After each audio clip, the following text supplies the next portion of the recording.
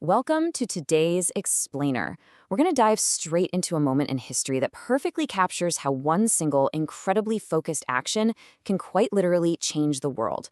Picture this. On one side, you have the mighty British Empire. They are at the absolute height of their colonial power, armed with massive military might and sprawling administrative control. And on the other side, a 61-year-old man armed with nothing but a bamboo walking stick and a plan to pick up a simple pinch of salt. It really makes you wonder, doesn't it?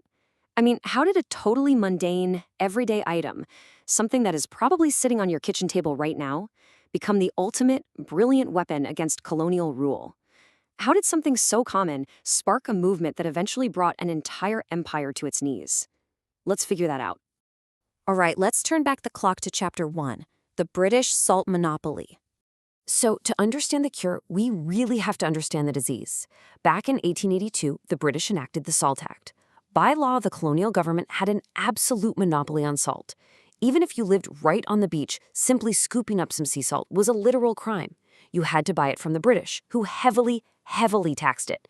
To put that into perspective, a staggering 8.2% of the British Raj's total tax revenue came exclusively from this one salt tax. But here's the absolutely crucial point we need to take away. This wasn't some luxury tax on a fancy good. This was an incredible burden that disproportionately hurt the absolute poorest people in India, folks for whom salt wasn't just for flavor, but a strict necessity for preserving food and just surviving the brutal heat. And that brings us to Chapter 2, Why Gandhi Chose Salt as a Unifying Symbol. You know, when Gandhi first proposed targeting the salt tax, even his own colleagues in the Indian National Congress were pretty skeptical. They wanted to protest land revenues or abstract constitutional rights. They actually almost laughed it off. But Gandhi saw something they completely missed. As he put it, next to air and water, salt is perhaps the greatest necessity of life. By choosing an essential human necessity, he basically bypassed all those abstract political debates and found an issue that unified a deeply divided nation. Rich or poor, Hindu or Muslim, it didn't matter. Everyone needed salt. It was just the perfect symbol for a united resistance. But how do you actually fight a massive empire without any weapons? Well, you use satyagraha.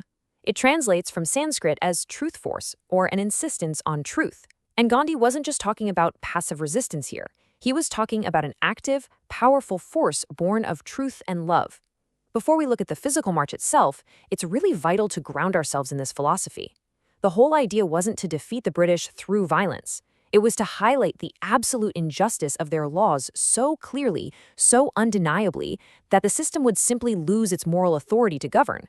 Which leads us right into Chapter 3, the March to Dandi. This is the 24-day journey where that philosophy became practice. Gandhi didn't just put out an open invite for anyone to join him. He carefully selected exactly 78 of his most trusted, disciplined volunteers from his ashram. The ages ranged wildly, from 16-year-old students all the way up to Gandhi himself at 61. And hailing from vastly diverse provinces and backgrounds, this small group proved the unifying power of the movement right from day one. It wasn't just one caste or one region, it was literally a microcosm of India itself, stepping forward together. And as they walked, a remarkable transformation occurred. The procession became known as the White Flowing River.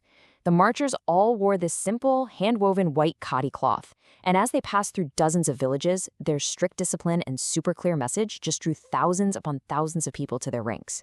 So what started as just 78 people swelled into a massive procession stretching for kilometers, naturally pacing the journey and building this absolutely unstoppable momentum. Setting out on March 12, 1930 from the Sabarmati ashram, that momentum just grew day by day. By the time they finally arrived at the coastal village of Dandi on April 5th, the global press was watching their every single move. The tension was palpable. The British government had a really tough choice. Do they arrest Gandhi and risk a massive uproar, or do they let him proceed and look completely weak?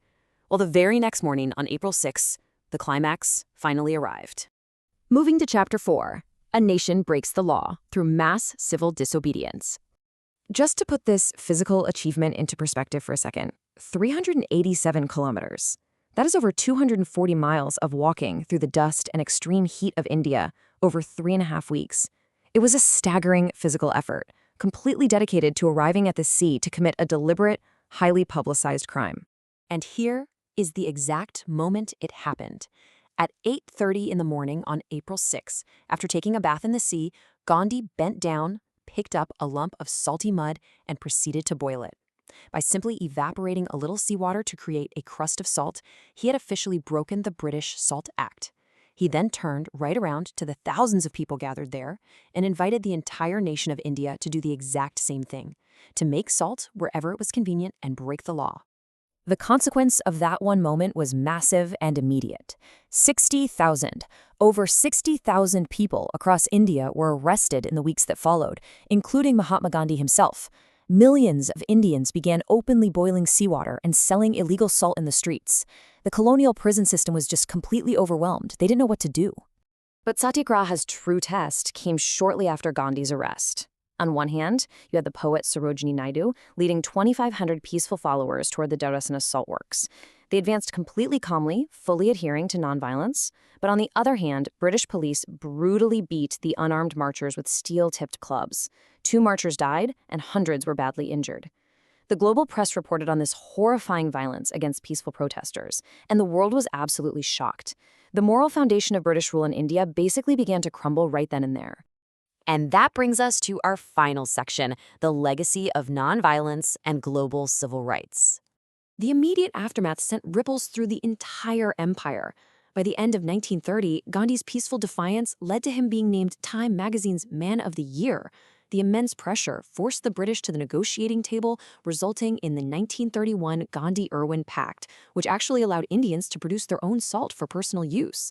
While total freedom took more time, this march slowly but surely forced the British hand, paving the direct path toward India's eventual independence in 1947. But, the legacy doesn't end in India. Rosa Parks, Martin Luther King Jr., Nelson Mandela, Bayard Rustin. These iconic global leaders heavily studied the 1930 Salt March and used Gandhi's exact blueprint for nonviolent resistance. From the Montgomery bus boycott to the fight against apartheid, Satyagraha became the foundational tool for the modern civil rights era across the entire world. Bringing this back to how it applies to our world right now, our sources point out that organizations like Amnesty International champion peaceful protest as a fundamental human right today. They report impartially that states have a duty to actually facilitate and protect this right, rather than violently repress it. The blueprint Gandhi established is precisely what human rights defenders rely on to ensure voices can be heard safely. And as the source material notes, this remains a highly relevant global struggle. From India in the 1930s to modern-day contexts like Iran, where sources report protesters facing extreme, brutal measures for speaking out, the legacy of the Salt March illustrates exactly why the framework of peaceful resistance is so heavily defended by human rights advocates today. Let's conclude our narrative arc by just returning to that beach at Dandi. As Gandhi raised that handful of salty mud, he uttered these really profound words. With this, I am shaking the foundations of the British Empire.